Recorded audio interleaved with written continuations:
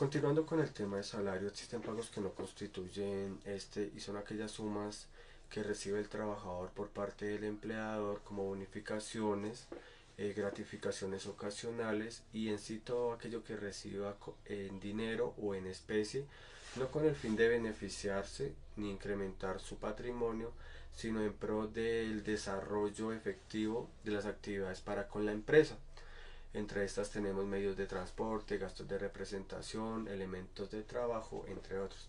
Desde el punto de vista de la empresa, se ven beneficiados puesto que permite reducir su carga prestacional y parafiscal, pero desde el punto de vista del trabajador los beneficios se reducen porque sus prestaciones como la prima de servicios, cesantías y aportes a fondo de pensiones, al tener una base inferior, se ven menoscabadas.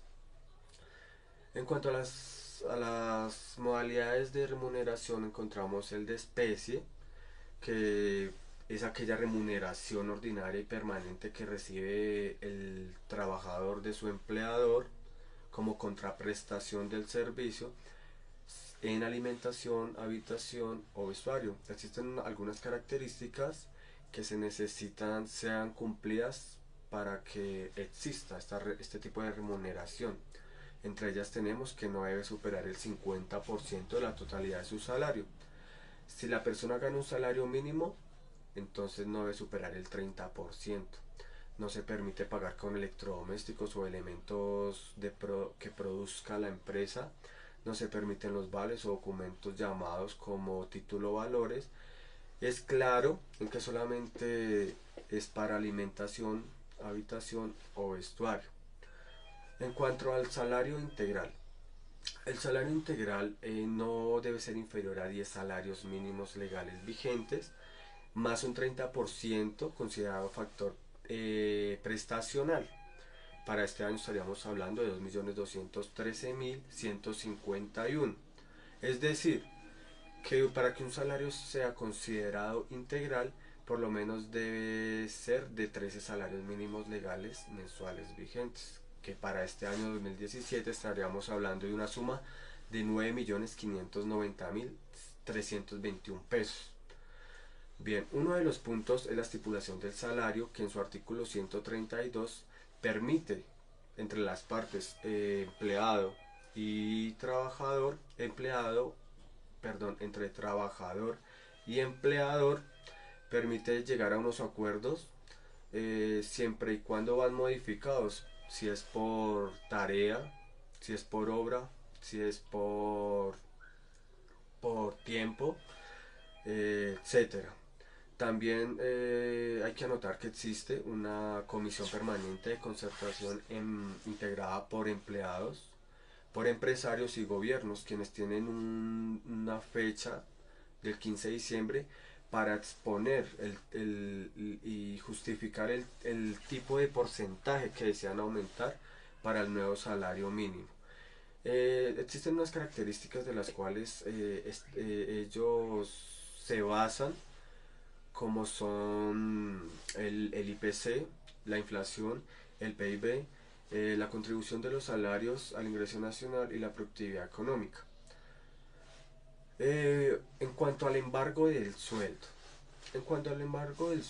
el Código Sustantivo del Trabajo en su artículo 154 contempla el no embargo del mismo, pero se contradice en su artículo 156 al hacer unas excepciones, eh, en donde autoriza un descuento del 50% del sueldo a cooperativas legalmente constituidas o pensiones alimenticias. Bien, en cuanto al pago a aprendices, este es un derecho especial que tienen los estudiantes, por decirlo así, que busca facilitar lo aprendido en sus clases teóricas. ¿Quiénes se ven beneficiados? Estudiantes del SENA y estudiantes universitarios que deseen realizar sus prácticas. Eh, Hay unas obligaciones por parte del empleador que tiene que cumplir para poder acceder a un patrocinio, por decirlo así, de estos estudiantes. Para estudiantes del SENA ellos tienen que afiliar afiliar a prestaciones de salud y riesgos laborales. Tienen que apoyar con un sostenimiento mensual del 50% y en la fase de prácticas aumentarlo al 75%. Cuando hablamos de estudiantes universitarios, el sostenimiento va a ser de un salario mínimo legal vigente mínimo.